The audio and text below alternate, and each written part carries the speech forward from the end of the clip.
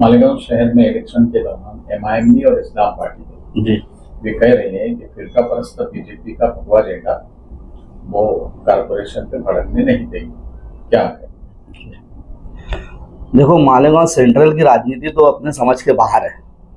उसकी वजह यह है कि मालेगांव सेंट्रल में हमारा एक कैंडिडेट है नहीं भाजपा का। उसके बाद भी मालेगांव के शहर में एमआईएम पार्टी और इस्लाम पार्टी फिरका परस्तों के नाम से ही इलेक्शन लड़ रही है, जबकि सबसे बड़ी फिरका परस्तों पार्टी एमआईएम पार्टी है, जिसने अपने जलसों में, भाषण में, इनके स्टेटमेंट देखो आप, सिर्फ वो फिरके वारियत पर बात होती है। जलसों में ये धार्मिक नारे लगाते, अपने जलसों में फिरका परस्ती की बात करते, डेवलपमेंट पे बात करते नहीं ये लोग। इनकी कोई भी स्पीच, कोई भी जलसा देख लो आप, सिर्फ फिरका परस्ती की बात करते, ना डेवलपमेंट की बात करते, ना राजनीति में विकास की बात करते। आप 75 साल हो गए इस शहर मालेगांव शहर को, 75 साल के अंदर इन्होंने एक ही बात कही है, हम भगवा मेयर बैठने नहीं देंगे, भगवा मेयर बैठने नहीं। हमने अपना मेयर बैठाया तो 75 साल को, उसके बाद भी हम उसको खंडर कर दिए। मालेगांव सेंट्रल में 75 साल से हमारा मेयर था, हमारा बोले तो इनका मेयर था। उसके बाद शहर क्यों खंडर हुआ? मुसलमान मेयर था, मुसलमान सब कुछ थे, मुसलमान मेजॉरिटी थी। आप आउटर का हिस्सा देख लो, सेंट्रल का हिस्सा देख लो। और रही बात फिरका परस्ती की, ये बार बार इनको जब जरूरत पड़ी है, इन्होंने बीजेपी और शिवसेना से मिलकर ही अपना महापौर बैठाया है। जब इनकी सियासी लाभ हासिल करना होता है तो इनको फिरका परस्ती नहीं दिखती। आज शहर को गुमराह कर रहे हैं लोग, मुसलमानों को गुमराह कर रहे हैं और मुसलमानों से कह रहे हैं कि फिरका परस्तों के खिलाफ है हम। फिरका परस्त, सबसे बड़ी फिरका परस्तों पार्टी एमआईएम है, जिसने पूरे देश का वातावरण और माहौल खराब करके रखा है। आप डेवलपमेंट की बात करो ना, आप शहर को क्या दोगे अपना मेयर बैठाने बाद? आप कह रहे हो कि हम मेयर बैठाएंगे, मेयर बैठाएंगे, तो मेयर को, शहर को देंगे क्या आप? शहर तो खंडर कर दिया आप लोगों ने। पीछे 75 साल से 2002 के पहले सदर बल्दिया था, 2002 के बाद महापौर बैठे। जो सियासी पार्टी अपने शहर मालेगांव सेंट्रल में रही है, उसने सिर्फ अपना खुद का विकास किया है। हमारे शहर के लीडर मजबूत से मजबूत तर होते गए, इनका डेवलपमेंट हुआ, इनके पास लग्जरी गाड़ी आते गई, इनके पास बंगले बने, इनके फार्म हाउस बने, इनके घर बने। मालेगांव सेंट्रल से कोई भी लोकल आदमी का विकास नहीं हुआ, कोई भी लोकल कार्यकर्ता, कोई भी लोकल आदमी, कोई भी वोटर का विकास नहीं हुआ। सिर्फ इनका विकास हुआ। ना मालेगांव की सड़कें बनी, ना गार्डन बने, ना डेवलपमेंट हुआ। अब हमें इन सब से हट के, मालेगांव शहर वासियों से अपील करना चाहता हूँ, इन सब से हट के हमको डेवलपमेंट की राजनीति करना चाहिए, हमको डेवलपमेंट पे वोट देना चाहिए, हमको डेवलपमेंट जो कर सके जो पार्टी, उसका साथ देना चाहिए।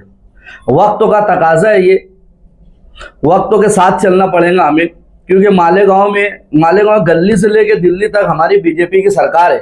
आदरणीय श्री नरेंद्र मोदी जी और हमारे सीएम आदरणीय श्री फडणवीस जी और हमारे जिला नासिक के जो अध्यक्ष है श्री कछुए साहब, हमारे शहर के श्री बंडू काका बच्चों साहब, हमारे शहर के और हमारे अपने निकम साहब, योगेश निकम साहब, हर्षल सर साहब, ये लोग कंटिन्यू लगे कि किस तरह से, और हमारे पालक मंत्री गिरीश महाजन साहब, कि मालेगांव को किस तरह से अब डेवलपमेंट दिया जाए।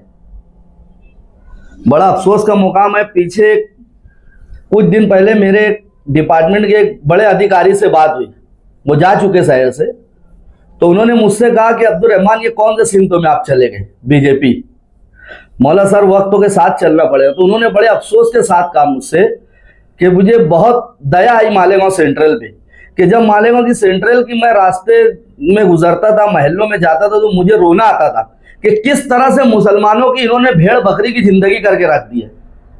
अतिक्रमण ले लो, कोई चीज का डेवलपमेंट नहीं, कुछ नहीं। किस तरह से जिंदगी मुसलमान सेंट्रल के जी रहे, और ये मुसलमानों का दम भरते कि बीजेपी आ जाएंगी तो ये होगा, बीजेपी आ जाएंगी तो वो होगा। 11 साल से बीजेपी की सरकार है। बीजेपी सिर्फ विरोध करती है इलीगल काम का। आप लीगल काम करो, बीजेपी आपके साथ है। जितनी कार्रवाई 11 साल के अंदर हुई है पूरे इंडिया में, इन लीगल मामलात पे हुई है। कोई भी एक लीगल मामला आप बता नहीं सकते जिसको बीजेपी ने बैंड किया हो।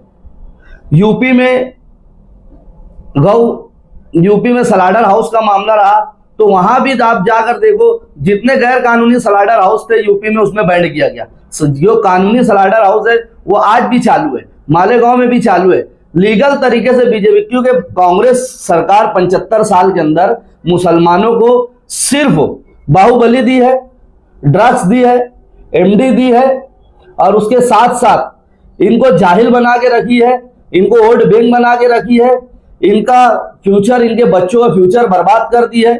कांग्रेस ने मुसलमानों का इस्तेमाल किया है। उसके अलावा कांग्रेस सरकार में जितने भी आप उठाकर देख लो, जितने भी फसाद हुए, मुसलमानों का जानी माली नुकसान हुआ, ये 11 साल में, और कांग्रेस के 75 60 65 साल का रिकॉर्ड देखो, इतना मुसलमानों का नुकसान नहीं हुआ जितना पीछे हुआ। आज बीजेपी सरकार में हमारे आदरणीय श्री नरेंद्र मोदी साहब का नारा था सबका विकास, सबका साथ सबका विकास। आप अगर उसका 11 साल की स्टडी करो, कितने मुसलमान रिहा हुए, कितने मुसलमान आईएएस ऑफिसर बने, कितने मुसलमान आप अपने उस यानी लीगल तरीके पर जा रहे काम के, इन लीगल काम बंद हो रहा, लीगल तरीके पर जा रहे, डेवलपमेंट की तरफ जा रहे।